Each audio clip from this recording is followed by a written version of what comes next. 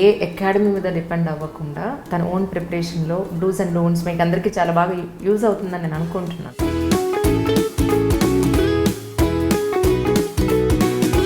మీ father దగ్గర నుంచి కూడా ఈ జనరేషన్ వరకు ఒక పీక్ స్టేజ్కి తీసుకెళ్ళగలిగింది అంటే that is only the reason because of education. చిన్నప్పటి నుంచి ఇదే చెప్పారనమాట, ఎడ్యుకేషన్ మన ఆస్తి, అమ్మాయి అబ్బాయిని డిఫరెన్స్ ఎప్పుడు చూపించలేదు. One of the first person అనమాట డాక్టర్ అవ్వడము ఆ చిన్న విలేజ్ నుంచి. చిన్న టౌన్లో ఉన్న స్కూలింగ్ అంతా బాగాలేకపోయినా కూడా ఎక్కడ ఉన్నా షైన్ అవ్వాలి, ఇంకా బాగా చదవాలి అనేది ఉండే. ఇన్ జనరల్లీ ట్రైబ్స్లో మీరు చూసినట్టయితే అమ్మాయిల లైఫ్ ఎలా ఉంటుంది? చిన్న చిన్న న్యూస్లో అట్లా వచ్చినప్పుడు కూడా నేను విన్నది ఏంటంటే చాలామంది అసలు అమ్మాయిలు స్పెసిఫిక్గా, సో అదొక్కటి నాకు కొంచెం బాధ అనిపించేది. Armed force head quarters from Delhi అని అనగానే వర్క్ చేస్తుంది. అండ్ అక్కడ కూడా మళ్ళీ సివిల్ అడ్మినిస్ట్రేషన్ సెటప్ అనమాట. 10 years బ్యాక్ ఒక మిలిటరీ హాస్పిటల్లో ఒక అతను చనిపోయారు. అండ్ ఏదో రూల్స్ కూడా ఎవరు పాటించకపోవడం మీద అలా వల్ల అవ్వలేదు. నేను వెళ్ళినప్పుడు అప్పుడు నాకు అనిపించింది ఓకే, జాబ్ సాటిస్ఫాక్షన్ అంటే ఇదేనేమో, so this is something that I find my joy అని. మీ ఓన్ ప్రిపరేషన్ అన్నారు, ఎలా ప్రిపేర్ అయ్యారు? ఐ థింక్ ఈ టైమ్స్లో own preparation is very easy అనిపించింది అప్పట్లో కంటే. ఎందుకు అంటే అదే కోచింగ్ లేకుండా అంటే ఎంత కష్టమో అని. ఎందుకంటే ఇప్పుడు ఢిల్లీలో కోచింగ్స్ ఇట్లా లక్షలు ఉన్నాయి. మీ బుక్ లిస్ట్ ఒకసారి నా కోసం చెప్తారు? స్పెషల్గా ప్రిలిమ్స్ చాలా డిఫికల్ట్ అయిపోతుంది. ఇయర్కి కట్ ఆఫ్ కూడా ఇట్లా దగ్గరలో మిస్ అవుతుంది. స్టార్టింగ్ కొంచెం డిఫికల్ట్ అయింది అర్థం చేసుకోవడానికి, బట్ ఒక్కసారి అర్థం చేసుకుంటే ఈజీగా అనిపించింది. ఓన్గా ప్రిపేర్ అయ్యే ఆస్పిరెంట్స్కి డూస్ అండ్ డోంట్స్ అని అంటే ఏం చెప్తారు? ఐ థింక్ కోచింగ్ లేకుండా ప్రిపేర్ అవుదాం అనుకున్నప్పుడు ఫస్ట్ స్టెప్ ఏంటంటే మనకి ఇక్కడికి వచ్చేసరికి ఏంటంటే మన ఓన్ సెల్ఫ్ డిసిప్లిన్ అనేది ఇంపార్టెంట్. ఇందులో డోంట్ ఏంటిది అంటే too many things on one plate అయిపోయేసరికి ఏది అవ్వకుండా అవుతుంది.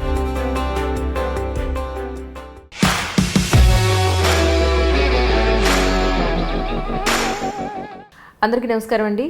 నాటి ఈ నా కార్యక్రమంలో యూపీఎస్సీ రిజల్ట్స్ వచ్చి చాలా రోజులైంది. గెస్టులు నేను తీసుకురావడం, వాళ్ళ నెంబర్స్ దొరకడం, వాళ్ళతో మాట్లాడడం, వాళ్ళ టైం సెట్ చేసుకోవడం కొంత టైం పడుతుంది. అందువల్ల I'm so sorry to keep waiting you. చాలామంది అంటున్నారు మీది చాలా లేట్ అయిపోతుందండి, అన్ని ఛానల్స్లో ఇంటర్వ్యూస్ చూస్తున్నాం, మీ దాంట్లో ఎక్స్పెక్ట్ చేస్తాను, కొంచెం లేట్ అవుతుంది, బట్ వస్తాయి డెఫినెట్గా. Today is my special guest Amita Sapavat is with me right now. 658వ rank, correct? Congratulations and you're looking so beautiful, really. Thank you so much అండి. పెట్టుకోను జనరల్గా, నేను కాలేజ్ నార్త్లో ఉండేసరికి అక్కడ కల్చర్ కొంచెం ఇన్ఫ్లుయెన్స్ అయ్యి అవునా పెట్టుకోను. మీరు బొట్టు పెట్టుకుంటే ఇంకా అందంగా ఉంటారు. ఇప్పుడు స్టార్ట్ చేస్తాను. నిజంగా ఒక వీడియోలో చూస్తాను నేను యాక్చువల్, అందులో మీరు బొట్టు పెట్టుకున్నారు. ఐ థింక్ స్పెక్ట్స్ కూడా ఉన్నాయా అందులో కదా? Reading specs. Okay okay. అప్పుడప్పుడు చదువుకునేటప్పుడు పెట్టుకుంటాను. రైట్. అదే నేను లిటిల్ కన్ఫ్యూజ్ అయ్యాను మేడం, మీ సిస్టర్ వచ్చింది. రైట్. కంగ్రాచులేషన్స్ అండి. Thank you so much. మీ యూపీఎస్సీ జర్నీ తెలుసుకోబోయే ముందు ఒక్కసారి మీ నేటివ్ ప్లేస్ అండ్ మీ ఫ్యామిలీ గురించి, అమ్మ నాన్న సిబ్లింగ్ గురించి. సో నేను మొత్తం పుట్టింది మహబూబాబాద్ డిస్ట్రిక్ట్లో అండ్ అక్కడే పెరిగాను. దాని తర్వాత స్కూలింగ్ అదంతా వచ్చేసి హైదరాబాద్లో చేశాను అండ్ గుడివాడలో చేశాను, ఆంధ్రాలో. అండ్ ఫాదర్ వచ్చేసి డాక్టర్, అక్కడే మహబూబాబాద్ డిస్ట్రిక్ట్లో paediatrician. Mother housewife. Sister ఉంది, సిస్టర్ కూడా డాక్టర్. అండ్ జీజు బావ ఏమో ఐఏఎస్ ఆఫీసర్. అండ్ తర్వాత తమ్ముడు ఉన్నాడు, ఎన్ఐటి క్యాలికట్లో గ్రాడ్యుయేషన్ కంప్లీట్ అయ్యి టోటల్ వెల్ ఎడ్యుకేటెడ్ ఫ్యామిలీ అన్నమాట. తమ్ముడు కూడా ప్రిపేర్ అవుదామని చూస్తున్నాడు ఇప్పుడు యూపీఎస్సీ రూట్లో. రైట్. అంటే నేను అనుకున్నది ఏంటంటే మీ సిస్టర్ వాళ్ళ హస్బెండ్ ఎవరైతే ఉన్నారో ఆయన ఇన్స్పిరేషన్తోనే మీరు ప్రిపరేషన్ స్టార్ట్ చేశారా? Is it like? అంటే కొంచెం ఉండే, దానికంటే ముందే నేను అనుకున్నాను చేద్దాము అని, పర్సనల్గా నా జర్నీ ప్రకారం బేస్డ్ పైన. అండ్ అదే టైంకి ఇట్లా అక్కది బావది పెళ్ళి ఆ టైంలో అయినప్పుడు మనం క్లోజ్ క్వార్టర్స్లో ఇంటరాక్ట్ అయినప్పుడు అది వేరే ఉంటుంది కదా. సో అట్లా మాట్లాడినప్పుడు హ్యూజ్ ఇన్స్పిరేషన్ అది ఉండే. అప్పుడు ఓకే ఇటువైపు వెళ్ళొచ్చు, పాసిబులే అన్న ఒక ఫీలింగ్ వచ్చింది. సో అలా స్టార్ట్ చేశాను. కానీ మీరు అంటే బేసికలీ మహబూబ్ నగర్ అనే ఏరియా ట్రైబల్ అని చెప్పి న్యూస్లో నేను చాలాసార్లు చూడడం జరిగింది. మీ ఇంటర్వ్యూలో కూడా ఒక ట్రైబల్ నుంచి వచ్చిన అమ్మాయి సివిల్ సర్వెంట్ అయింది అని చెప్పని చూపించడం జరిగింది. Really proud about it you know.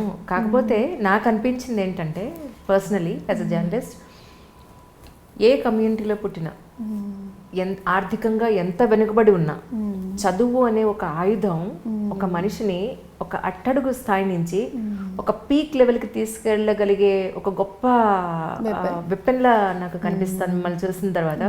నాన్నగారు చూస్తే డాక్టరు, మీ బ్రదర్ చూస్తే ఎన్ఐటి, మీరు చూస్తే సివిల్ సర్వెంట్, మీ sister doctor again I think so right, మీ బావగారు సివిల్ సర్వెంట్ అగైన్.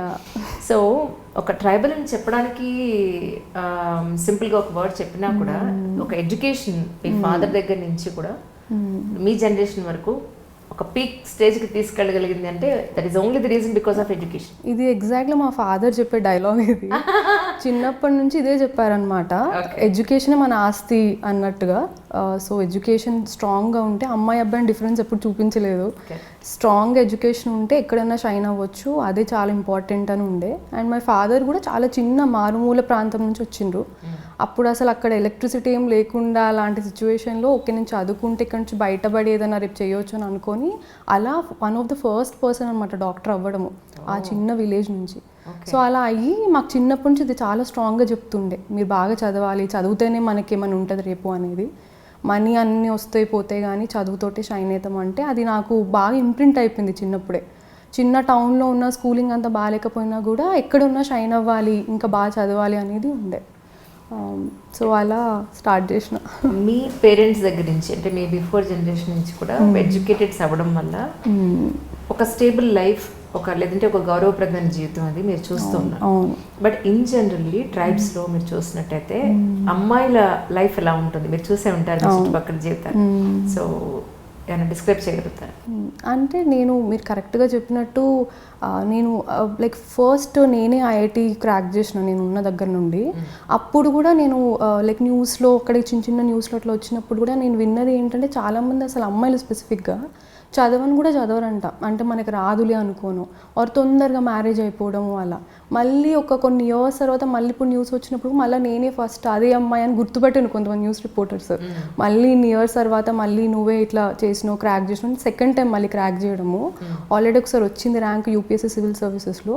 సో అదే నాకు అనిపించింది, ఇప్పుడు ఇద్దరు ముగ్గురు ట్రైబల్ అమ్మాయిలు నాకు కలిసి నువ్వు మాకు ఇన్స్పిరేషన్ అక్క, నిన్ను చూసి మేము కూడా చదువుదాం అనుకుంటున్నాము అని, పేరెంట్స్ కూడా మేము చదివిద్దాం అనుకుంటున్నాము అనేది నాకు అది చూసి అనిపించింది. అంటే అసలు అంతమంది ముందు ఫస్ట్ సెల్ఫ్ బిలీఫ్ ఒకటి, కమ్యూనిటీలో అలా ఎవరు ఎక్కువ ఇన్స్పిరేషన్ లేకపోవడము, తొందరగా మ్యారేజ్ అనేది. సో అదొక్కటి నాకు కొంచెం బాధ అనిపించేది ముందు నుంచి కూడా చూస్తుంటే. చుట్టుపక్కల కజిన్స్ కూడా చూస్తున్నాం కదా, చాలా తొందరగా మ్యారేజ్ చేసేయడం అలా. సో నాకు అది కొంచెం హ్యాపీగా అనిపించింది, కొంచెం అట్లా ఇన్స్పిరేషన్గా ఏమన్నా అయితే అని. బట్ స్టేట్ చూసినట్టుగా అయితే కరెంట్ స్టేట్ ఇంకా ఇంప్రూవ్ అవ్వాలి. చాలామంది అమ్మాయిలు మ్యారేజ్ వల్లనో లేకపోతే ఇంట్లో ఫైనాన్షియల్ రీజన్స్ వల్లనో అసలు ముందుకు వెళ్ళి చదవడం అనేది, స్పెసిఫిక్గా అవుట్ ఆఫ్ దట్ స్టేట్ వెళ్ళడమే ఒక బిగ్ థింగ్. ఇప్పుడు ఆపర్చునిటీస్ మొత్తం ఇండియా వైడ్గా వరల్డ్ వైడ్గా వస్తున్నాయి కదా, పంపడానికి భయపడుతున్నారు, వారు పంపినా వస్తుందో రాదో అని ఒక ఆ సెల్ఫ్ డౌట్ అనేది స్ట్రాంగ్ ఉండిపోయింది. ఇది అబ్జర్వ్ చేశాను నేను రీసెంట్ టైమ్స్లో ఇంకెక్కువ. అంటే మీ ప్రిపరేషన్ అంతా ఎక్కడ నడిచిందంటే? నేను కోచింగ్ ఏం తీసుకోలేదు, సెల్ఫ్ ప్రిపరేషన్ చేశాను. చేసినప్పుడు ఫస్ట్ టైం నాకు ర్యాంక్ వచ్చిందనమాట. 975 ర్యాంక్ వచ్చింది. సో 2018లో ర్యాంక్ వచ్చినప్పుడు ఓకే నేను అంటే ఏం ప్రిపేర్ నాకు కరెంట్ అఫైర్స్ కానీ లేకపోతే సిలబస్ కానీ ఎక్కువ ఐడియా లేకుండే. చిన్నప్పటి నుంచి కూడా ఎప్పుడు కూడా యూపీఎస్సీ వైపు వెళ్ళాలని డ్రీమ్ కూడా ఏం లేకుండే అనమాట. మరి ఎలా, హౌ కమ్? యాక్చువల్లీ కాలేజ్లో ఉన్నప్పుడు ఏమైందంటే సైబర్ బుల్లింగ్ అనేది ఒకటి నేను ఫేస్ చేశాను, అండ్ చుట్టుపక్కల 2-3 అమ్మాయిలు కూడా ఫేస్ చేయడం చూసిన. అప్పట్లో ఫేస్బుక్ ఇవన్నీ చాలా అప్పుడిప్పుడే స్టార్ట్ అవుతున్నాయి. సో అవన్నీ కాలేజ్లో ఉన్నప్పుడు ఇవన్నీ ఫేస్ చేసినప్పుడు ఏమైందంటే నాకు ఒక సెన్సిటివిటీ అనేది డెవలప్ అయింది. ఓకే అంటే ఇట్లాంటి ఇష్యూస్ అవుతున్నాయి అనేది, స్పెషల్గా ఉమెన్ ఇష్యూస్ పైన నాకు చాలా సెన్సిటివిటీ డెవలప్ అయింది, ఎంపతి లెవెల్స్ అలా. అండ్ అప్పుడు నేను ఇంటర్న్షిప్లో అందరు ప్రైవేట్ కంపెనీస్లో ఇంటర్న్షిప్ చేస్తుంటే థర్డ్ ఇయర్ తర్వాత నేను ఎన్జిఓస్తో వర్క్ చేశాను అనమాట. ఉమెన్ ఎంపవర్మెంట్ ప్రాజెక్ట్స్ పైన అండ్ స్పెషల్ చిల్డ్రన్ ప్రాజెక్ట్స్ పైన. అప్పుడు నాకు ఈ సోషల్ సెక్టర్ ఏరియాస్లో అయితే నాకు ఒక సాటిస్ఫాక్షన్ ఉంది, మేబీ ఇందులో పర్సూ చేస్తే బాగుంటుంది అనేది ఒక ఇట్లా సీడ్ సో అయింది.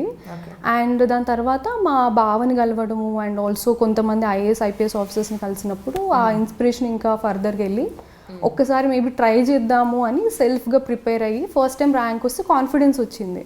ఓకే అంటే మనం ప్రిపేర్ అయితే వస్తుంది మంచిగా అని ఒక కాన్ఫిడెన్స్ వస్తే అలా కంటిన్యూ చేశాను అనమాట. ఇట్లా కాలేజ్లో ఉన్న ఎక్స్పీరియన్సెస్ బేస్డ్ పైన నాకు ఇట్లా ఎన్జిఓస్లో మళ్ళీ ఇంటర్న్షిప్ చేయడం వల్ల నాకు అనిపించింది అనమాట, ఓకే సోషల్ సెక్టార్ ఏరియాస్లో అయితే నాకు జాబ్ సాటిస్ఫాక్షన్ ఉంటుందేమో అని.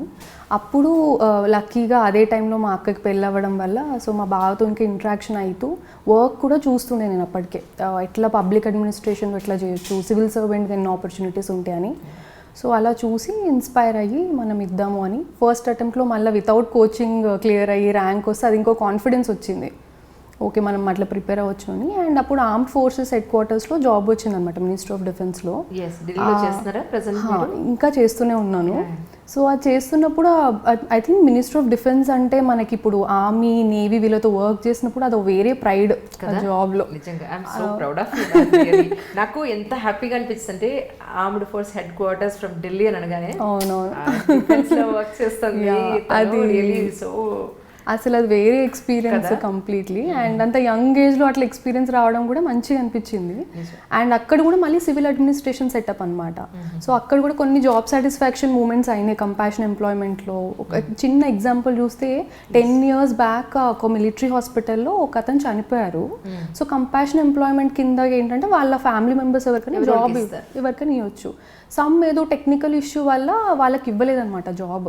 అండ్ ఏదో రూల్స్ కూడా ఎవరో పాటించకపోవడం ఏదో అలా వల్ల అవ్వలేదు. నేను వెళ్ళినప్పుడు నేను టక్క ఏమన్నా చిన్న ఏమన్నా ఉంటే టక్క డెసిషన్ తీసుకున్నా 2 hours. మా బాస్ కూడా ఇంప్రెస్ అయిపోయాడు ఇంత క్విక్గా డెసిషన్ తీసుకున్నామని. సో కేరళలో ఉంటారన్నమాట ఫ్యామిలీ. నా పటికి నేను డెసిషన్ తీసుకున్నా, అయిపోయింది. I was happy. 1 week అయిపోయిన తర్వాత ఎవరు వచ్చిండ్రు కలవడానికి. సో ఫ్యామిలీ, చిన్న ఫ్యామిలీ దేకేమో ఆల్ ద వే కేరళ నుండి నన్ను కలిసి థ్యాంక్ యూ చెప్పడానికి. అప్పుడు నాకు అనిపించింది ఓకే జాబ్ సాటిస్ఫాక్షన్ అంటే ఇదేనేమో, so this is something that I find my joy అని. అప్పుడు కోవిడ్ అదంతా స్టార్ట్ అయింది. సో ఇంటికి వచ్చి మళ్ళీ ఇంకోసారి ప్రిపేర్ అయ్యి ఇంకొక బెటర్ సర్వీస్ కోసం ప్రిపేర్ అవుదాము అని మళ్ళీ రాస్తే లక్కీగా ఈసారి మళ్ళీ ర్యాంక్ వచ్చింది. రియలీ ఆస్పిరెంట్స్ అందరూ చాలామంది అనుకుంటుంటారు కోచింగ్ తీసుకుంటే పర్టికులర్ ప్లేస్లోనే కోచింగ్ తీసుకుంటే మనం సాధిస్తామని. కాదు, మనలో ఉన్న ఫైర్, మనలో ఉన్న ఒక ఎయిమ్, మనలో ఉన్న ఒక కసి పట్టుదల తను ఓన్గా ప్రిపేర్ అయింది. ఫస్ట్ టైమే మీరు సాధించారు కదండి. అంటే నాకన్నా చిన్నవారు ప్రిపేర్ అయింది అనేసి అనేమనుకోవద్దు, అయ్యారు. ఫస్ట్ అటెంప్ట్లోనే 975 ర్యాంక్ సాధించి ఆర్మ్డ్ ఫోర్స్ హెడ్ క్వార్టర్స్ ఢిల్లీలో వర్క్ చేస్తున్నారు. రియలీ సో అసలు ఎంత ప్రౌడ్గా ఉందంటే నాకు. డిఫెన్స్లో వర్క్ చేయడం అంటే ఏం మాటలా, చాలా తక్కువ మంది మళ్ళీ ఉమెన్ నేను అక్కడ చూసాను.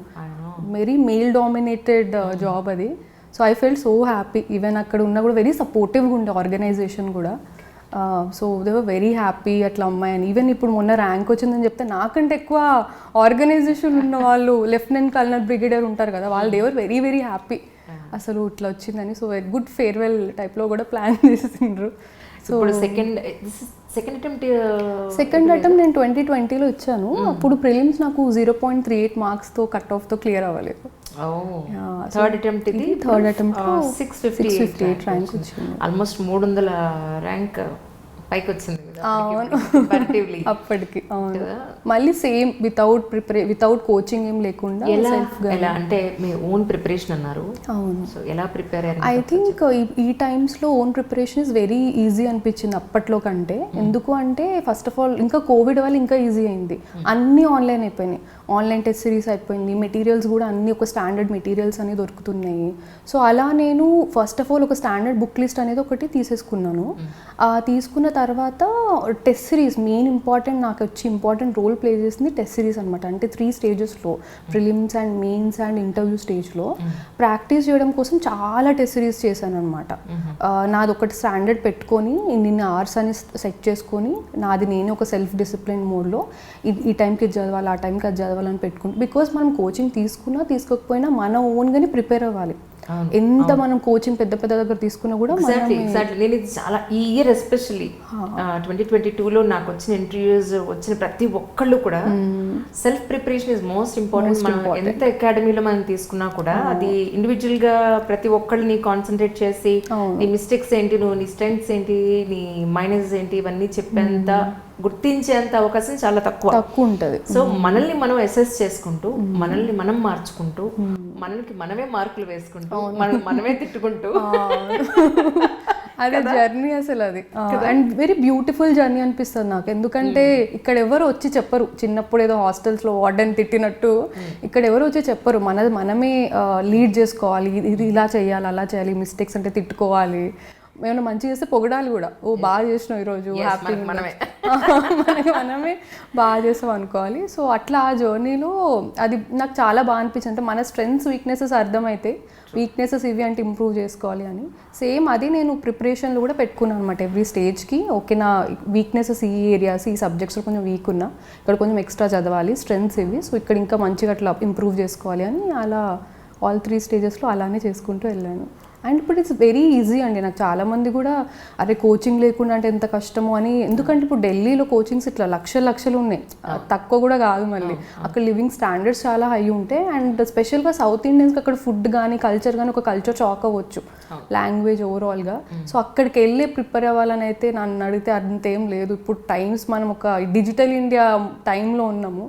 ఎక్కడ కూర్చున్నా, ఏ మూలలో కూర్చున్నా కూడా చిన్న ఇంటర్నెట్, ఆ బుక్స్ ఒకటి లిస్ట్ తీసుకుంటే, అండ్ అదే మీరు చెప్పినట్టు ఒక బర్నింగ్ డిజైర్ ఉండాలి లోపల. అది ఉంటే ఖచ్చితంగా ఎక్కడున్నా ఎవరైనా క్లియర్ చేయొచ్చు. మీ బుక్ లిస్ట్ ఒకసారి మా కోసం చెప్తారు? సో ప్రిలిమ్స్లో వచ్చేసరికి ఒక 5-6 సబ్జెక్ట్స్ ఉంటాయి. పాలిటీకి అయితే స్టాండర్డ్ బుక్ లక్ష్మీకాంత్, హిస్టరీకి నేను ఎన్సీఆర్టీస్ చదివాను, అండ్ మోడర్న్ ఇండియాకి అయితే స్పెక్ట్రమ్ అని ఒక text book, and ancient medieval రెండింటికి నేను బేసిక్ ఎన్సీఆర్టీసే చదివిన. దాని తర్వాత జాగ్రఫీ వచ్చి కూడా ఎన్సీఆర్టీస్ చదివిన. అండ్ ఇంకేమైనా జాగ్రఫీలో కరెంట్ అఫైర్ ఇష్యూస్ ఏమైనా ఉంటే నేను న్యూస్ పేపర్స్ నుంచి గ్యాదర్ చేసుకోవడం, నోట్స్, లేకపోతే మళ్ళీ ఇంకేదైనా పర్టికులర్ కరెంట్ అఫైర్ మెటీరియల్ మార్కెట్లో చిన్నవి ఏమైనా దొరికితే అది తీసుకోవడం అది చేశాను.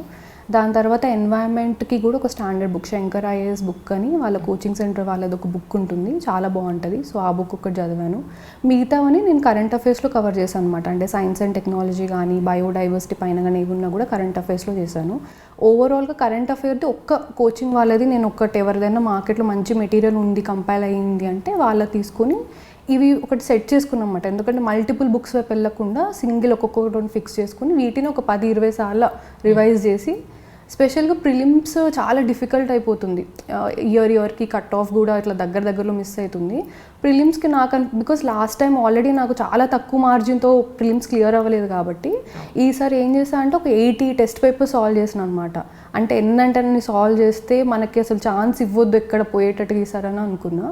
కట్ ఆఫ్కి ఒక 40 మార్క్స్ ఎక్కువ వచ్చింది ఇంకా ఈసారి, లాస్ట్ టైం ఎక్స్పీరియన్స్ మైండ్లో పెట్టుకొని. సో ప్రాక్టీస్ ఎక్కువ చేశాను అనమాట. సో అలా సింపుల్గా ఆ బుక్ లిస్ట్. మెయిన్స్కి వచ్చేసరికి ఏమవుతుందంటే 4 పేపర్స్ జిఎస్ పేపర్స్కి మనకు ఒక ప్రతి సింపుల్ వాళ్ళే సిలబస్ అంతా డీటెయిల్గా ఇస్తారు. సో అట్లా ఎవ్రీ సబ్జెక్ట్కి లైక్ మళ్ళీ జాగ్రఫీ హిస్టరీకి సేమ్ పెట్టిన నేను. ప్రిలిమ్స్కి ఏది చదివిన మెయిన్స్ కూడా అదే. సొసైటీ వచ్చేసరికి నా ఆప్షనల్ సోషాలజీ అనమాట. సో నాకు అక్కడ చాలా వరకు కవర్ అయిపోయినాయి టాపిక్స్ ఏమైనా కామన్గా ఉంటే, సో అవే పెట్టుకున్నాను. ఆన్సర్ రైటింగ్ అనేది ఎక్కువ చేసిన ఇక్కడ పేపర్ 1లో. Paper 2 and 3 very much dynamic subjects. So ఇక్కడ న్యూస్ పేపర్ రీడింగ్ అనేది నేను ప్రిపేర్ అయినప్పటి నుంచి డే 1 నుంచి న్యూస్ పేపర్ ఒక్కటి వదలలేదు. ఎవ్రీడే ఎక్కడున్నా ఏమున్నా కూడా హిందూ న్యూస్ పేపర్ అనేది ఎవ్రీడే చదివేదాన్ని. దానివల్ల మన కరెంట్ అఫైర్ ఇష్యూస్ టాపిక్స్ ఏమైనా ఉన్న క్వశ్చన్స్ అడిగినా కూడా, ఎందుకంటే 2 years back current affair issue ఈరోజు అడగొచ్చు, మనం ఇప్పుడు మొన్నటి వరకు అది వినకపోయి ఉండొచ్చు. బట్ ఆ న్యూస్ పేపర్ రీడింగ్ హ్యాబిట్ పెట్టుకుంటే ఈజీ అవుతుంది. సో అలా ఈ 2 పేపర్స్కి నేను డైనమిక్ కరెంట్ అఫైర్ ఇష్యూస్ అనేది నేనే ఓన్ నోట్స్ చేసుకునేదాన్ని. ఒకవేళ ఓన్ నోట్స్ చేసుకోవడం కొంతమందికి ఇబ్బందిగా ఉంటే కూడా కరెంట్ అఫైర్ కంపైలేషన్స్ మంచిగా వస్తుంది ఇప్పుడు మార్కెట్లో. సో అది కూడా మనకు ఆన్లైన్లో ఫ్రీగా దొరుకుతుంటే అది కూడా తీసుకొని చదవచ్చు. అండ్ ఆ సబ్జెక్ట్స్కి కూడా స్టాండర్డ్ బుక్స్ ఏవైతే ప్రిలిమ్స్కి చదవనో అదే సేమ్ పెట్టా అనమాట, డిఫరెంట్గా ఉండకుండా. అండ్ ఒక 4th పేపర్ వచ్చేసరికి ఎథిక్స్ పేపర్ ఉంటుంది. దానికి డీకే బాలాజీ సార్ ఆల్రెడీ ప్రీవియస్గా సార్ క్లియర్ చేసి ర్యాంక్ వచ్చింది సార్కి. సార్ ఒక బుక్ లాంచ్ చేశారు. సో ఆ బుక్ నేను చదివి ప్రాక్టికల్ ఎగ్జాంపుల్స్ ఏమైనా ఉంటే, ఎథిక్స్ వచ్చేసి ఏంటంటే మనకి ఇప్పుడు ఎవరైనా బ్యూరోక్రాట్స్ ఎవరైనా మంచి పనులు చేస్తే ఎగ్జాంపుల్స్ మనకు దొరుకుతాయి. సో నేను ఎప్పుడో 20-30 years బ్యాక్ ఎగ్జాంపుల్స్ కంటే లాస్ట్ 5-6 yearsలో మంచి వర్క్ చేస్తున్నది మనం చూస్తున్నాం కదా, అలాంటి కరెంట్ ఎగ్జాంపుల్స్, కంటెంపరీ ఎగ్జాంపుల్స్ బాగా రాశాను ఈసారి పేపర్లో. సో అదొకటి అడ్వాంటేజ్ అయింది అనిపించింది. సో ఈ 4 పేపర్స్కి ఇచ్చేసాను. ఎస్సే వచ్చేసి ఏంటంటే చాలా క్రియేటివ్ పేపర్ అది. అంటే ఎస్సే ఏంటంటే చిన్న టాపిక్, ఉమెన్ టాపిక్ పైన ఉంటే మనము ఉమెన్ రూరల్ ఏరియా నుంచి ఇంటర్నేషనల్ లెవెల్ వరకు అందరిపైన రాయొచ్చు. సో ఆ ఇన్నోవేషన్, ఆ క్రియేటివిటీ ఇస్తుంది ఎస్సే. సో దానికి మోస్ట్లీ ప్రాక్టీస్ ఎక్కువ చేసేదాన్ని, బికాస్ మనం ఇన్ని చదువుని ఉంటాం కదా, అక్యుములేటెడ్ నాలెడ్జ్ బేస్డ్ పైన ఎక్కువ ప్రాక్టీస్ చేసి ఇంప్రూవ్ చేసుకుంటూ వెళ్ళాను ఎస్సేకి. ఫైనల్గా ఆప్షనల్ సోషియాలజీకి నేను ఒక స్టాండర్డ్ బుక్స్ ఆల్రెడీ నేను చెన్నైలో ఒక మ్యామ్ నాకు లక్కీగా పరిచయం అయ్యారు శంకరేస్ అకాడమీలోనే. మ్యామ్తో నేను ఇంటరాక్ట్ అవుతూ ఉండేదాన్ని రెగ్యులర్గా పర్సనల్గా మ్యామ్తో. ఎందుకంటే ఆప్షన్ వచ్చేసి గ్రాడ్యుయేషన్ లెవెల్ అనమాట. మిగతావన్నీ మనం ఆన్లైన్లో బుక్ చదివితే అర్థమవుతుంది, కానీ ఇది గ్రాడ్యుయేషన్ సబ్జెక్ట్ కదా. మళ్ళీ నేను వచ్చింది సైన్స్ బ్యాక్గ్రౌండ్ నుండి, సో నాకు చాలా డౌట్స్ ఉండేవి. మ్యామ్తో లక్కీగా మ్యామ్ దొరకడం వల్ల నేను రెగ్యులర్గా ఇంటరాక్ట్ అయ్యి హెల్ప్ తీసుకుంటూ అలా అందులో ప్రిపేర్ అయ్యి కొంచెం బెటర్గా మార్క్స్ రావడానికి మ్యామ్ కొంచెం హెల్ప్ చేశారు. సో ఇది మెయిన్స్, ఈ 2 బుక్ లిస్టులు ఇవే. సోషియాలజీ మీకు ఆప్షనల్స్ కష్టం అనిపించలేదా? నాకేంటంటే స్టార్టింగ్లో బికాజ్ నాకు మీకు చెప్పినట్టు ఎన్జిఓ ఆ బ్యాక్గ్రౌండ్లో నాకు మంచిగా అనిపించింది కాబట్టి నేను ఆప్షనల్ సెలెక్ట్ చేసుకునేటప్పుడే సోషియాలజీ ఏంటంటే సొసైటీ గురించి చదవడము, డిఫరెంట్ ఇష్యూస్ పైన డిఫరెంట్ పర్స్పెక్టివ్స్లో. మన అందరికీ ఒక ఇష్యూ ఉంటే ఒక పర్స్పెక్టివ్ ఉంటుంది, ఇది రైట్ ఇది రాంగ్ అని. సోషియాలజీకి వచ్చేసరికి ఏంటంటే మనం మల్టిపుల్ పర్స్పెక్టివ్స్ చదివి మన ఓన్ ఒపీనియన్ ఫామ్ చేసుకుంటాం. అది నాకు చాలా ఇంట్రెస్టింగ్ అనిపించింది.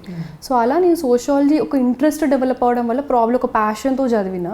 అండ్ ఆల్సో నాకు ఇప్పటికి ఒక మ్యామ్ ఇలా హెల్ప్ తీసుకునేసరికి ఏమైందంటే నేను ఇటు అటు ఉరకలేదు. ఒక మ్యామ్ని ఆమె బ్లైండ్గా ఫాలో అయినా ఇలా అని అంటే నేను అదే ఫాలో అయ్యి, ఆ మ్యామ్ కూడా సింపుల్ స్టాండర్డ్ బుక్స్ చెప్పేది, అది కూడా నేను ఒక వేవ్ లెంత్ మ్యాచ్ చేసుకున్నాను అనమాట. ఇప్పుడు మనకు మ్యామే ఒక 10 ఇది చదవాలి అది చదవాలి ఉంటే మళ్ళీ కన్ఫ్యూజ్డ్ ఉంటుంది కదా. ఓకే, నేను ఆలోచిస్తున్నట్టే మ్యామ్ కూడా ఆలోచిస్తున్నారు అని మ్యామ్తో ఇంటరాక్ట్ అయితే అలా నాకు స్టార్టింగ్ కొంచెం డిఫికల్ట్ అయింది అర్థం చేసుకోవడానికి. బట్ ఒక్కసారి అర్థం చేసుకుంటే ఈజీగా అనిపించింది. ఇన్ఫ్యాక్ట్ నా ఫస్ట్ టైం ర్యాంక్ రావడానికి రీజన్ ఆప్షనల్లో హై మార్క్స్ వచ్చినాయి. ఈసారి కొంచెం ఆప్షన్లో తగ్గినాయి బికాజ్ సోషియాలజీ ఓవరాల్గానే మార్క్స్ తగ్గినాయి. బట్ అదర్వైజ్ ఇంట్రెస్ట్ వైజ్గా బాగుంటే ఒక్కసారి పిక్ చేసుకుంటే మంచిగా అనిపించింది సబ్జెక్ట్ నాకు. రైట్. సో ఓన్గా ప్రిపేర్ అయ్యే ఆస్పిరెంట్స్కి డూస్ అండ్ డోంట్స్ అనండి, లేకపోతే కొన్ని క్యూ పాయింట్స్ అనండి, కొన్ని టిప్స్ అనండి, ఏం చెప్తారు? ఐ థింక్ కోచింగ్ లేకుండా ప్రిపేర్ అవుదాం అనుకున్నప్పుడు ఫస్ట్ స్టెప్ ఏంటంటే మనకి సిలబస్ అనేది ఒకటి పెట్టుకోవాలి. అదే మన మెయిన్ గైడింగ్ థింగ్ అనమాట. సో మనకి ఒక స్టాండర్డ్ బుక్స్ అనేది ఫిక్స్ చేసుకోవాలి అండ్ ఆ భయం తీసేయాలి. అరే నేను అక్కడికి వెళ్ళలేదు, కోచింగ్కి వెళ్ళలేదు, ఇది వెళ్ళలేదు, అదే లేదు, ఇది కూడా చదువుదాం అది కూడా చదువుదాం అనేది పెట్టుకోకుండా ఒక బిలీఫ్ పెట్టుకోవాలి. నేను ఒకటి లిస్ట్ ముందే మనం రీసెర్చ్ చేసేసుకోవాలి. ఒకవేళ అలా ఉంటే కూడా నెట్లో చూసి కొన్ని రివ్యూస్ చూసి, ఈసారి ఇప్పుడు మనకు టాపర్ వీడియోస్ చాలామంది ఉన్నాయి, చాలామంది ఎగ్జాంపుల్స్ ఉన్నాయి. ముందు మన వరకు ఒక 2-3 డేస్ కూర్చొని రీసెర్చ్ చేసి బుక్ లిస్ట్ అనేది ఫస్ట్ ఫిక్స్ చేసుకోవాలి. ఒక్కసారి ఫిక్స్ చేసుకుంటే మనం దాని బేస్డ్ పైననే చదువుకుంటూ వెళ్ళాలి. ఎందుకంటే మళ్ళీ మన mind diversion main important thing ఇక్కడ. స్పెషల్గా కోచింగ్ తీసుకోకపోతే ఎందుకో ఇన్సెక్యూరిటీ ఉండిపోతుంది. అరే తీసుకోలేదు కదా ఇప్పుడు ఎట్లా అనేది. సో అదొక బిగ్ డోంట్ అనమాట. అంటే ఆ ఇన్సెక్యూరిటీ తీసేసి ఒకటి ఫిక్స్ చేసుకుని చదవాలి. So this is something do లిస్ట్లో వస్తుంది. దీని తర్వాత ఏంటంటే ఈ త్రూ అవుట్ ప్రాసెస్లో కోచింగ్ వెళ్తే మనకి ఏముంటుంది, ఒకటి అక్కడ ఒక డిసిప్లిన్డ్గా ఉంటుంది, క్లాస్ అటెండ్ అవుతాము, టెస్ట్ ఉంటుంది, అవన్నీ ఉంటాయి. ఇక్కడికి వచ్చేసరికి ఏంటంటే మన ఓన్ సెల్ఫ్ డిసిప్లిన్ అనేది ఇంపార్టెంట్. అండ్ ఇది తర్వాత కూడా చాలా ఇంపార్టెంట్గా మనకి హెల్ప్ అవుతుంది కూడా. మన ఓన్గా మనం లీడ్ చేస్తున్నాం ఇక్కడ లైఫ్ కాబట్టి అది హెల్ప్ అవుతుంది. లక్కీగా దీంట్లో ఒక ఫ్లెక్సిబిలిటీ కూడా ఉంటుంది మన ఓన్గా చేయడం వల్ల. సో ఇక్కడ డూస్ ఏంటిది అంటే మనకు ఎవరో వచ్చి చెప్తారు అని కాకుండా మనది మనమే చేసుకుంటూ డిసిప్లిన్డ్గా ఈ రోజు ఎవ్రీడే నా టార్గెట్స్ ఇవి అని చదువుకుంటూ సింపుల్గా వెళ్ళడము. అండ్ స్పెషల్గా కోచింగ్ లేని వాళ్ళకి ఇంపార్టెంట్ థింగ్ ఏంటంటే టెస్ట్ సిరీస్ జాయిన్ అయితే చాలా హెల్ప్ అవుతుంది. సో దట్ అదొక డిసిప్లిన్ క్రియేట్ చేయడానికి హెల్ప్ అవుతుంది. ఎవ్రీడే ఒక వీక్లీ వన్స్ ఒక టెస్ట్ ఉంటుంది, ఆ సిలబస్ చదివి నేను టెస్ట్ రాస్తాను. సో ఇదొక డూ. ఇందులో డోంట్ ఏంటిది అంటే మళ్ళీ మల్టిపుల్ థింగ్స్ వైపు ఉరకొద్దు. ఇది చేయాలి అది చేయాలి, ఈ బుక్ చదవాలి, ఈ టెస్ట్ చేయాలి ఆ టెస్ట్ చేయాలి, ఇక్కడ జాయిన్ అవ్వాలి అక్కడ జాయిన్ అవ్వాలి అంటే ఏమైతుందంటే too many things on one plate అయిపోయేసరికి ఏది అవ్వకుండా అవుతుంది. సో అది చేయకుండా ఒకటే సింగిల్ ఫోకస్డ్ మైండ్ తోటి వెళ్ళాలి. సో ఇవి మెయిన్గా. అండ్ వీటి ఫాలో అవుతూ వెళ్తూ ఉంటే డిసిప్లిన్గా అయిపోతుంది. కానీ బట్ మీరు ఎన్ని అవర్స్ చదివారు అంటే ఏం చెప్తారు? అంటే జాబ్ పక్కన జాబ్ చేస్తూ చదివినట్టున్నారు కదా. ఫస్ట్ అటెంప్ట్లో అయితే లక్కీగా అప్పుడైతే ఫస్ట్ టైం కాబట్టి ఒక 14 hours to 16 hours వరకు అంటే ఓన్లీ చదవడమే లాగా పెట్టుకున్నా. సోషల్ మీడియా ఏదన్నా అన్ని కట్ చేసి ఒక రూమ్లో ఉండిపోయి ఓన్లీ చదవడము. అండ్ మమ్మీ ఫుడ్ అవన్నీ మమ్మీ అరేంజ్ చేసేది. నేను అసలు బయటికి అడుగు పెట్టకుండా సో చాలా ఈజీగా ఉండేది. సో 14-16 అవర్స్ వరకు రూమ్లో ఉండేదాన్ని. బ్రేక్ తీసుకున్నా ఏదన్నా న్యూస్ రిలేటెడ్ వింటూ ఉండేదాన్ని. సో దట్ అదే లూప్లో ఉండిపోయేదాన్ని. దాని తర్వాత బికాస్ జాబ్ ఉండే కాబట్టి కొంచెం డిఫికల్ట్ అయింది టైంలో వాటి వీటిలలో. అండ్ స్పెషల్గా స్టార్టింగ్లో అయితే ఇంకా జాబ్లో ఎక్కువ వర్క్ అయిపోయేసరికి ఎక్కువ టైం ఇవ్వలేదు. అండ్ ఆల్సో మా దాంట్లో ఎట్లా అంటే ఒకసారి ట్రైనింగ్ జాయిన్ అయితే 1-2 years వరకు అటెంప్ట్ ఇవ్వడం కూడా అలౌడ్ కాదు. సో ఫస్ట్ జాబ్ చేసిన 2 years, దాని తర్వాత కోవిడ్ రావడం వల్ల లక్కీగా 4 months వరకు ఎలాగో ఎవరికి జాబ్ అప్పుడు అందరికి లీవ్ కాబట్టి లీవ్లో వచ్చేసి అప్పుడు నేను లీవ్ అప్లై చేసుకున్నాను అనమాట. ప్రిపేర్ అవుదాము. ఆ 4 monthsలో నాకు అనిపించింది ఓకే ఫుల్ ఫ్లెజ్డ్గా ఇస్తే మనకు మంచిగా ఉంటుందేమో అనుకుని అప్పుడు లీవ్ పెట్టా ఈ అటెంప్ట్కి 2021కి. పెట్టడం వల్ల మళ్ళీ అంతే 10 to 12 hours పక్కా చదివాను. బట్ ఈసారి ఒక బ్యాలెన్స్ అనేది పెట్టుకున్నాం. అప్పట్లాగా ఒక బ్రూటల్గా ఎవ్రీడే 14-16 hours అంటే మనకు కూడా ఎగ్జాస్టెడ్ ఉంటుంది కదా, ప్రొడక్టివిటీ అంత హై ఉండకపోవచ్చు అప్పుడప్పుడు. సో ఈసారి ఒక బ్యాలెన్స్ ఏం పెట్టుకున్నా అంటే అప్పుడప్పుడు కొంచెం బ్రేక్ తీసుకొని ఏదైనా హాబీ ఉంటే పర్సూ చేయడం. నేను క్రాఫ్టింగ్ చేసేదాన్ని అండ్ ఏమన్నా యూట్యూబ్లో వీడియోస్ చూసేదాన్ని, ఇంటర్వ్యూస్ అట్లా ఏమంటే టెడెక్స్ టాక్స్ అట్లా ఏమంటే అవి చూసేదాన్ని. మా ఐడెంటిమెంటరీలో ఏం చూడలేదు. అయ్యో చూసాను, అవి కూడా చూసేదాన్ని. ఇవి కూడా చాలా ఇన్స్పిరేషనల్ కదా, ఇవైతే స్టార్టింగ్ నుంచి చూసేదాన్ని. సో ఇలా యూట్యూబ్ వీడియోస్ చూసేదాన్ని అండ్ బుక్స్ కూడా ఏమైనా చదివేదాన్ని, ఏమైనా ఆడుకునేదాన్ని. సో అట్లా ఒక హోలిస్టిక్ పర్సనాలిటీ వైపుగా ట్రై చేసేదాన్ని. అండ్ అది చాలా హెల్ప్ అయింది. ఫైనల్ ఇంటర్వ్యూలో నేను వెళ్ళిన బోర్డుకి హైయెస్ట్ మార్క్స్ వచ్చినాయి అనమాట.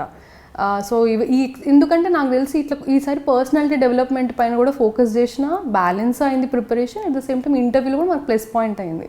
వాళ్ళు చూసినప్పుడు హాబీస్ లిస్ట్ ఖాళీగా లేకుండా అరే అమ్మ ఇది కూడా చేస్తుంది ఖాళీ టైంలో అని ఒకటి హోలిస్టిక్ పర్సనాలిటీ కనిపిస్తుంది కదా. సో అలా చేశాను ఈసారి.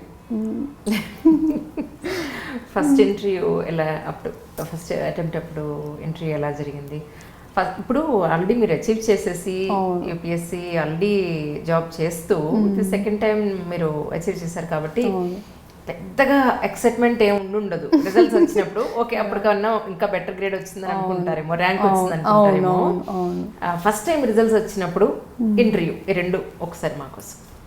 సో ఫస్ట్ ఇంటర్వ్యూ అయితే నాకు బాగా నర్వస్గా ఉండే, ఎందుకంటే నేను దాని ముందు జాబ్ ఇంటర్వ్యూస్ ఎక్కడికి వెళ్ళలేదు. కాలేజ్ తర్వాత ప్రిపేర్ అయ్యి ఇదే నా ఫస్ట్ ఇంటర్వ్యూ అనమాట. సో మనకు అక్కడ ఉండడం బాగా స్కేరీ ఉంటుంది. అక్కడ అట్మాస్ఫియర్ అంటే లోపలికి వెళ్ళడానికి 3-4 steps ఉంటాయి, సెక్యూరిటీ చెక్కింగ్ ఉంటుంది, ఏదో ఉంటుంది, ఏదో ప్రెసిడెంట్ ఆఫ్ ఇండియాని కలుస్తున్నాం అన్న ఫీలింగ్ వస్తుంది. సో అలా భయంగా ఉండే కానీ ఒకసారి వెళ్ళగానే వెరీ కంఫర్టబుల్గా అన్నీ బాగుండే. అండ్ క్వశ్చన్స్ కూడా మోస్ట్లీ నా ఏదైతే అప్లికేషన్ ఉంటుందో డాఫ్ బేస్డ్ పైననే ఉండే, ఆప్షనల్ వేరే సబ్జెక్ట్స్ మన డిస్ట్రిక్ట్ మన స్టేట్ వీటి పైన ఉండే. కూల్గా మంచిగానే అయింది, డీసెంట్గా అయింది మార్క్స్. అప్పుడు ఒక 176 marks వచ్చినాయి. ఓకే డీసెంట్ మార్క్స్ అని అనిపించింది. ర్యాంక్ వచ్చినప్పుడు కూడా నేను మీకు చెప్పినట్టు ఫస్ట్ అటెంప్ట్లోనే నాకు ర్యాంక్ రావడం అనేది అసలు లిస్ట్లో పేరు, ఎందుకంటే అసలు లక్షలలో రాస్తారు, అందులో సెలెక్ట్ అయిందా అయ్యారు ఒక ఐ థింక్ ఒక 14 lakhs members రాసిన అయ్యారు అండ్ 1000 members సెలెక్ట్ అయ్యారు. సో అందులో ఫస్ట్ టైం నేను చిన్నప్పటి నుంచి ప్రిపేర్ కూడా నేనేం లేదు, నాకు డ్రీమ్ అలా కూడా లేకుండే. సో నేను అలా ప్రిపేరే రాసి ర్యాంక్ వచ్చింది అనేది నాకు అసలు మంచిగా అనిపించింది అనమాట. కాన్ఫిడెన్స్ వచ్చింది మెయిన్గా చెప్పాలి అంటే. ఏ సర్వీస్ వస్తుంది ఏముంది దానికంటే కాన్ఫిడెన్స్ మంచిగా అనిపించింది. సో అది అయింది. నెక్స్ట్ వచ్చిన టైంకి నాకు ఈసారి ర్యాంక్ వచ్చినప్పుడు మాత్రం ఏమనిపించింది అంటే ఏ సర్వీస్ వస్తుంది ఏదైనా అనిపించింది. సో పక్కాగా మంచి సర్వీస్ వస్తుంది అండ్ దాంట్లో కూడా ఇప్పుడు మంచి సర్వీస్ వస్తుంది అండ్ ఇంటర్వ్యూ మార్క్స్ అవి చూసినప్పుడు కూడా మంచిగా వచ్చినాయని అదొక సాటిస్ఫాక్షన్ ఉండే. నేను పెట్టిన ఎఫర్ట్కి నాకు కొంచెం ఇంకా మంచిగా వచ్చింది ఈసారి అని అలా ఉండే ఈ ఎక్స్పీరియన్స్. ఇంటర్వ్యూకి మీతో పాటు మమ్మీ డాడీ ఇద్దరు వచ్చిండ్రు. వాళ్ళిద్దరు ఒకటే సింపుల్ మంత్రం ఏంటంటే హ్యాపీగా ఉండు, హ్యాపీగా వెళ్ళు. మనకు తెలీదు ఎందుకంటే అన్సర్టెన్ బోర్డులు ఎట్లా ఇస్తారు ఏమో మనకు తెలియదు. వాళ్ళు ఎవరు కూడా మనల్ని తినడానికని ఉండరు, అందరూ సపోర్టివ్గానే ఉంటారు. సో నువ్వు వెళ్ళి హ్యాపీగా వెళ్ళి నీ పర్సనాలిటీ అక్కడ మంచిగా చూపించు, ధైర్యంగా చూపిస్తే మంచిగా ఉంటుంది అని. మమ్మీ తింటే పెద్ద ఎక్స్పీరియన్స్ లేదు మమ్మీకి, బట్ స్టిల్ ఒక సింపుల్ మంత్రం ఇది ఎప్పుడు చెప్తూ ఉండేది. సో ఇది చెప్పిందనమాట, అది హెల్ప్ కూడా అయింది. That's nice. వ్యూవర్స్ అందరికీ ఏంటంటే ఎస్పెషల్లీ ఈరోజు అమిత సపావతి గారి ఇంటర్వ్యూలో ఓన్గా ప్రిపరేషన్ ఏ అకాడమీ మీద డిపెండ్ అవ్వకుండా తన ఓన్ ప్రిపరేషన్లో డూస్ అండ్ డోంట్స్ మీకు అందరికీ చాలా బాగా యూజ్ అవుతుందని నేను అనుకుంటున్నాను, ఎస్పెషల్లీ ఈ ఇంటర్వ్యూ రియలీ. సో ఇప్పుడైతే ఎక్స్పెక్టెడ్ నెక్స్ట్ ఐఆర్ఎస్ వస్తుందేమో. ఐఆర్ఎస్ అనేది సో అది మూడే కదా అటెంప్ట్స్ అయ్యి ఇంకా ఇస్తున్నారా? అయితే నేను అదే అనుకుంటే ఇప్పుడు ట్రైనింగ్ స్టార్ట్ అవుతుంది. ట్రైనింగ్ స్టార్ట్ అయితే ప్రాబబ్లీ ట్రైనింగ్ స్టార్ట్ అయిన తర్వాత ఈఓలు పెట్టుకొని రాద్దామా అని అనుకుంటున్నా. అది చూడాలి. ఓకే ఇప్పుడు ఇయర్ అయిపోయింది కదా ప్రిలిమ్స్, ఇయర్ కదా నెక్స్ట్ ఇయర్కి మొన్న అయితే రాయలేదు నేను అప్పుడు ఎగ్జామ్. సో అవి రిజల్ట్ వచ్చిన 4 days అండ్ అది కూడా నేను రాయాలా వద్దా అనుకున్నా, ఎందుకంటే ఐఆర్ఎస్లో కూడా బాగుంటాయి ఆపర్చునిటీస్ కదా, మంచిగా ఉంటుంది, మంచిగా స్టార్ట్ అవుతుంది కదా అనుకున్నా. బాగా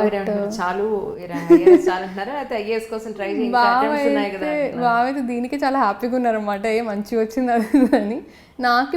నాకు వదిలేసి అనమాట, నీ పర్సనల్ చాయిస్, నీకేమనిపిస్తుందో చూడు. అండ్ ఇప్పుడు స్లోగా ఇంట్రాక్షన్స్లో ట్రైనింగ్లో చాలా ఐడియా వస్తుంది, సర్వీస్ ఎట్లుంటుంది ఏముంటుంది అండ్ నీకు కూడా అనిపిస్తుంది వెళ్ళాలా వద్దా అది అని. సో మెల్లగా నేను నా ఓన్ టైం తీసుకుని, టైం కూడా ఉంది కదా ట్రైనింగ్ తర్వాత. సో అండ్ ఛాన్స్ కూడా ఉంటుంది ఐఆర్ఎస్లో. లక్కీ థింగ్ ఏంటంటే ఈఓఎల్ ఆప్షన్ ఉంటుంది, అంటే మనం లీవ్ తీసుకోవచ్చు 1 year, వాళ్ళు కూడా ఎగ్జామ్ రాయడానికి ఇస్తారనమాట. మళ్ళీ వేరే సర్వీసెస్లో అలా ఉండదు, రెస్ట్రిక్షన్స్ ఉంటాయి చాలా, వాళ్ళు రిజైన్ చేసే వెళ్ళాలి. అవును. సో లక్కీగా ఇందులో ఈ ఛాన్స్ ఉంది కదా, సో మంచిగానే ఉన్నావు, యంగ్గానే ఉన్నావు, రాయి అని అంటే ఓకే అని అనుకుంటున్నాను. సో అయితే ఇంకొకసారి నేను వెయిట్ చేసి అయితే ప్రాబ్లమ్ ఇంకా నేను ఆలోచిస్తున్నా, బట్ వెరీ మచ్ పాజిటివ్గా ఉన్నా రాద్దాము మళ్ళీ అని. అంటే ఈ సర్వీస్ ఆ సర్వీస్ కంటే కూడా మోస్ట్లీ నాకేమనిపిస్తుంది అంటే I have it in me capacity ఉంది, నాకు కొంచెం ఇంకా ఇంప్రూవ్ చేసుకునే స్కోప్ ఉంది కాబట్టి నా ఓన్ పర్సనల్ సాటిస్ఫాక్షన్ కోసం ఇంకా బాగా రాస్తే ఇంకా మంచిగా వచ్చినాయి అని ఆ పర్సనల్ సాటిస్ఫాక్షన్ వేరే ఉంటుంది, మనకు మనమే ఛాలెంజ్ లాగా. ఆ ఉద్దేశంతో మళ్ళీ రాద్దామా అనుకుంటున్నా. జనరల్గా నా ఇంటర్వ్యూకి ఒక ప్యాటర్న్ ఉంటుంది అనమాట. సో ఈ క్వశ్చన్ అడగకుండా ఉండలేము. ఓకే. ఒక మనిషి జీవితంలో పుట్టడం, చదువు, ఉద్యోగం, ఈ ఎలిమెంట్స్ అన్ని ఎలాగో పెళ్ళి అనేది కూడా ఒక ఎలిమెంట్ అనేది నేను అనుకుంటాను. సో అది అడగకుండా ఉండలేను. సో చెప్పండి, ఇప్పుడు మీ మ్యారేజ్ సంగతి, మీ సిస్టర్ మ్యారేజ్ అయిపోయింది. అవునవును. సో మీ సంగతి మ్యారేజ్ అంటే ఇప్పుడేం ఆలోచించట్లేదు, లవ్ మ్యారేజ్ అలా అంటే అలా ప్రస్తుతానికి అయితే ఏం లేదు, వెరీ మచ్ కెరియరే ఫోకస్ చేస్తూ ఉండే. లక్కీగా మమ్మీ డాడీ వాళ్ళు కూడా ఏం ప్రెషర్ అదే చేసుకో లేకపోతే మ్యారేజ్ ఆలోచించడం లేదు. ఇన్ఫ్యాక్ట్ మధ్య మధ్యలో మా మమ్మీ వాళ్ళు అయితే అసలు స్పెసిఫిక్గా వచ్చి అసలు మ్యారేజ్ అయితే ఆలోచన పెట్టకు అని ఉండే. ఎందుకంటే డాడీ ముందు నుంచే ఏంటంటే నువ్వు నీ కెరియర్లో హ్యాపీగా ఉన్నప్పుడు you will not be dependent on anybody else. నువ్వు హ్యాపీగా ఉన్నప్పుడు నీ పని నువ్వే ఇండిపెండెంట్గా ఉంటావు. ఏ రోజైతే you feel that yes I'm independent today I'm happy with my career, ఆ రోజు చేసుకుంటే బెటర్గా ఉంటుంది, you will have a much clarity in life అని. సో అలా నేను ఎప్పుడు ఆలోచించలేదు. Wish you all success. నేను ఇంకొకసారి మీతో ఇంటర్వ్యూ చేయడానికి ఈసారి మీ ఇంటికి వచ్చేస్తాను. ఓకే. అమ్మతో మాట్లాడదాం మరి. ప్లీజ్ పిలవండి. Yeah. అమిత గారి మదర్ లక్ష్మి గారు మనతో పాటు ఉన్నారు. అమ్మ నమస్కారం అండి. చాలా సంతోషం. 2 అమ్మాయిలు ఉన్న మదరు చాలా డల్గా, అమ్మో 2 అమ్మాయిల నాకు అనే ఒక అధైర్యంతో ఉంటారు. మీరు చూస్తే సూపర్ కాన్ఫిడెంట్గా ఉన్నారు అసలు. దానికి కారణం ఏంటంటారు చెప్పండి. అంటే నా చిన్నప్పటి నుంచి అంటే అమ్మాయిలంటే ఎక్కువ ఇష్టం కాబట్టి నాకు వాళ్ళది ఏం చేసినా వాళ్ళది ఏమున్నా వాళ్ళ వెనకనే ఉన్నామ్మా.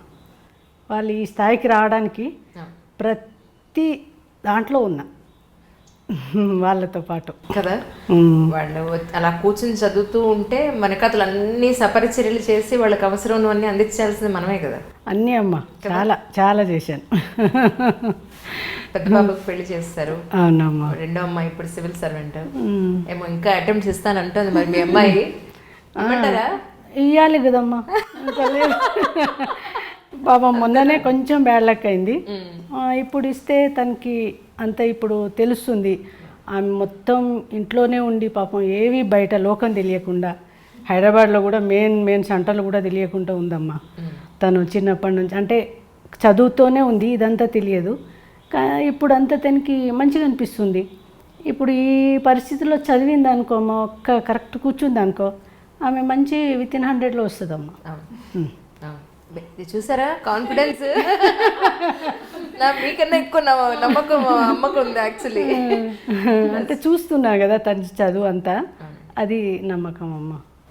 కానీ ఎలా అనిపిస్తుందండి, కానీ చాలామంది ట్రైబల్స్లో అమ్మాయిని చదివించే అవకాశం చాలా తక్కువ. ఎక్కడో మీలాంటి వాళ్ళు ఒక 5% ఉన్నట్టున్నారు. అమ్మాయిని చదివించి వాళ్ళ కాళ్ళ మీద వాళ్ళు నిలబడి తర్వాతే పెళ్లి సంగతి ఆలోచిద్దామని అనే తల్లిదండ్రులు చాలా తక్కువ మంది ఉన్నారు ఈ రోజులకి కూడా. అవునమ్మా. సో అలాంటి తల్లిదండ్రులకు మీరేం చెప్తారు? అంటే ఇప్పుడు మా వారు ఇంకా నాకంటే ఎక్కువ అమ్మ. నేను ఎంఏ సోషాలజీ నాది. నేను అన్నీ నాకు జాబ్స్ ఏమన్నా అప్లై చేసుకున్నా మాకు వచ్చేసేదమ్మా. అంటే సోషల్ సబ్జెక్ట్ చెప్పడానికి లేరు మేడం, మీరు అప్లై చేయండి మా దగ్గర. ఇట్లా 1-2 అవర్స్ సోషాలజీ పిల్లలకు చెప్తే బాగుంటుంది, మీరు చెప్పండి అని చాలామంది అప్లై చేయమని. కానీ నేను అటు జాబ్లో జాయిన్ అయితే మా వారు బిజీ, డాక్టర్ అమ్మ తను బిజీ ఉంటారు. మరి 2 అమ్మాయిలు ఉన్న మదర్ని నేను, మరి నేను ఎంత మిస్ అవుతా, వాళ్ళని నేను కేర్ తీసుకోకుంటే, వాళ్ళ వెనక ఉండకుంటే వాళ్ళని ఇదవుతా కదా అనేసి నేను కంప్లీట్ అయినాక పిహెచ్డి కూడా అప్లై చేశాను చేద్దామని. నాకు సోషాలజీ సబ్జెక్ట్కి ఎవరు గైడ్ లేరు, ఓకే ఓకే. అట్లా నేను మానేశాను. ఇంకా ఎందుకంటే పిల్లలు చెప్పుకోవడానికైనా ఉండాలి అని, కానీ నేను ఏదో బయట వీళ్ళని వదిలేసి ఏం చేయాలి అనే ఉద్దేశం నాకు లేదు. మా వారిని పిల్లల్ని చూసుకుంటే చాలా అనుకున్నాను. అంతకుమించి ఇంకేం కావాలి, ఎవరి ఇంటిని వాళ్ళు చక్కబెట్టుకుంటే ఆ సమాజం బాగుంటుంది, అలాంటి సమాజాలు కలిసిన దేశం బాగుంటుంది కదా. అదే ఇల్లే కదా మెయిన్, మన కుటుంబమే మనకు ఒక కొత్త పెద్ద వ్యవస్థ, అదో పెద్ద గుడి మనకి. అవునమ్మా, అందుకనే అన్ని ఏం చేయడానికి పిల్లలు చెప్పుకోవడానికి, మదర్ ఏం చేసి చదివింది అని చెప్పుకోవడానికి చదివాను, కానీ ఏదో జాబ్ చేయాలని ఏం లేదు. ఇప్పటి వరకు అయితే నేను అన్ని ప్రతి కదలికలో ఉండి ఇంతవరకు తీసుకొచ్చానమ్మా. నేను బాబా డివోటిని నమ్ముతాను, బాబా బాగా నమ్ముతాను. ఇంకా ఆయనే నాకు అన్నీ, నా కృషికి ఆయన తోడు. కాబట్టి నా పిల్లలు ఈ వరకు ఉన్నారమ్మా. ఇంకా ముందు కూడా ఆయనే చూసుకుంటాడు, ఆయన ఆశీర్వాదం కంపల్సరీ ఉంటుందని నమ్ముతాను. అంటే తను చెప్తూ మీ అమ్మాయి చెప్పారు ఏంటంటే, ఐ డ్రీమ్ ఇంటర్వ్యూలు అమ్మ చూస్తూ ఉంటారండి అని చెప్పని. ఇంటర్వ్యూలు చూసారు, ఎప్పటి నుంచి చూస్తున్నారు? ఎప్పటి నుంచి చూస్తున్నామా, రీసెంట్ తను ఆంధ్ర అమ్మాయి, తను సంజనానా, అది చూశానమ్మా. అప్పటి వరకు చూశాను, ముందు పేర్లు తంది చూశాను. ఈలోపు వీళ్ళ బిజీలో అయిపోయి మరి నెక్స్ట్ ఇంటర్వ్యూ ఏముందో తెలియదు ఆ అమ్మాయి తర్వాత. అదే 37 ర్యాంక్ అమ్మాయి, ఆమె చూశాను నేను. మొత్తం ఉంటే ఇక మీది వస్తుందంటే చూస్తాను కంపల్సరీ. అంటే తను లాస్ట్ కాబట్టి ఆమె పేరు గుర్తుంది, మిగతా వాళ్ళకి. చాలా సంతోషం అండి. అంటే పేరెంట్స్ ఎడ్యుకేటెడ్ అయితే వాళ్ళ పిల్లల్ని ఎలా చదివించారు. కొంతమంది పేరెంట్స్ అన్ఎడ్యుకేటెడ్ అయినా కూడా పిల్లల్ని బాగా చదివించాలనే కాన్సెప్ట్లో కొంతమంది ఉంటారు. అవునమ్మా. బట్ ఏమైనప్పటికీ ఎక్కడ పుట్టినా ఎందులో ఉన్నా డెఫినెట్గా చదువుకోవాలనే కాన్సెప్ట్ ఉంటే పైకి వస్తారనేది మీ అందరి కథ వింటే నాకు అర్థమవుతుంది. అంటే ఇప్పుడు అమ్మాయిలు అబ్బాయిలని కాదమ్మా, మా టైంలో ఉండేది. అమ్మాయిలని ఏం మా నాన్నగారు చాలా కష్టపడి నాకు 10th వరకు చదివించారు. నాకు 10th అయిపోగానే ఇంటర్ ఫస్ట్ ఇయర్లోనే మ్యారేజ్ అయిపోయింది. అయినా మా నాన్న కల మా వారు వదలలేదు. నువ్వు చదువు, ఏం కాదు, చదువుతావు, ఎంతవరకు నీకు ఓపిక ఉంటే అంతవరకు చదివే అన్నారు. కాబట్టి వాళ్ళు పేరెంట్స్ ఒకవేళ మ్యారేజ్ అయినా కూడా హస్బెండ్ వెనక తోడుంటే అమ్మాయిలు ఏమన్నా చేయగలరమ్మా. ఎంతైనా వాళ్ళు హెల్ప్ ఉంటే వాళ్ళు ఏమైనా సాధించగలరు. నిజం. మీ వారికి నిజంగా ఐ డ్రీమ్ నుంచి మా అందరి నుంచి నమస్కారం. ఎందుకంటే వైఫ్ని చదివించాలి, పిల్లల్ని చదివించాలనే కాన్సెప్ట్ పెడుతున్నారు. పెళ్ళి అయిపోయింది, ఇంట్లో ఉండలేని నువ్వేం చదువుతావు అని అనకుండా. అవునమ్మా, రియల్లీ ఫెంటాస్టిక్ అండి. చాలా సంతోషం అండి. థ్యాంక్ యూ అమ్మా.